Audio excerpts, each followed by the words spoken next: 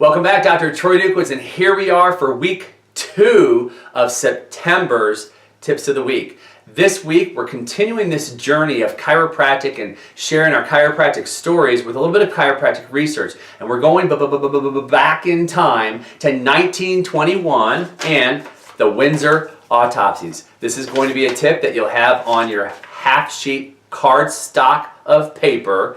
And we're talking about the Windsor autopsies. Now, what's so cool about the Windsor autopsies is what? What do we know? Dr. Windsor was curious if what chiropractors were saying was true. Could it be that these nerves that go to different organs and glands and things like that in the body, could it be that if there's interference there, that it would somehow, some way, create enough disturbance that that tissue or organ would become diseased? And he went ahead and he autopsied 75 human cadavers and then a number of cat cadavers. And what he found, though, was 100% correlation.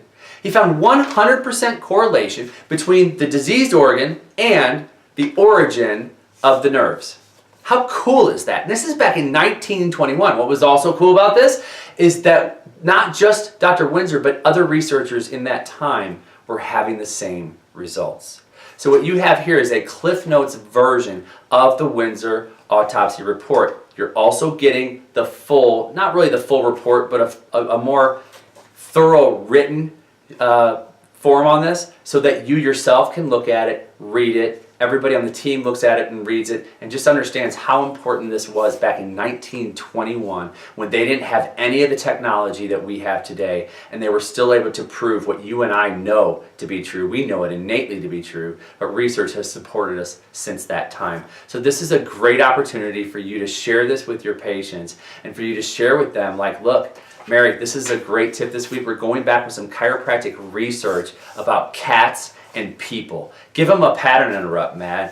Dead cats and dead people. I don't know if you want to do that one, but open the door. CAs, this is very easy for you. Just Mary, we got a great tip for you this week that has to do with autopsies on cats and people. Yes, that's true, and it validates chiropractic. No, chiropractic does not kill people. Chiropractic, though, does help people to live better, healthier, longer, happier lives. You got to read this week's tip. So the big thing at the front desk is what? To get this into people's hands. I mean, that's the number one focus. You still need to understand it because if they're sitting in front of you and they read it, you need to be able to have a conversation with them. But this is pretty straightforward. And docs, you have to carry the conversation. And a lot of times when I have a conversation about something like this, I really turn it back around to, I'm so thankful you're taking care of yourself. I had a woman just the other day as I was adjusting her, and this comes up a lot for people who are a little bit older, where they say, man, I went on vacation and I, boy, my arm this or my shoulder that. Yeah, that still happens even with people you've been taking care of for almost 20 years. And I said, man, think of where you'd be had you not been taking care of yourself in the first place. Think of where you'd be if we weren't adjusting you. Oh, I know. My friend is sick all the time. This other friend, man, she's on all these medications. I'm not on anything. They can't figure out what it is I do. I keep telling them they need to get adjusted, but they're not doing anything. They don't believe me. They don't understand it. Right? So docs, this opens up. What are these about? These are about opening up and generating conversation between you and your patients. So be willing to have the conversation with them. This is a really fun tip. Why? Because it goes back almost 100 years. And I know some people in chiropractic don't necessarily like that, but guess what? Tough on them, because this is something that was validating, not that we need it, but validating chiropractic almost 100 years ago. So why not have the discussion, especially look at the theme here. It's congruent with the theme of where we're going this month. Chiropractic history. We're talking about your history. We're talking about research history. We're rolling, and you'll see with next week, we're talking about chiropractic's birthday, and then ultimately those testimonials. This all wraps into history.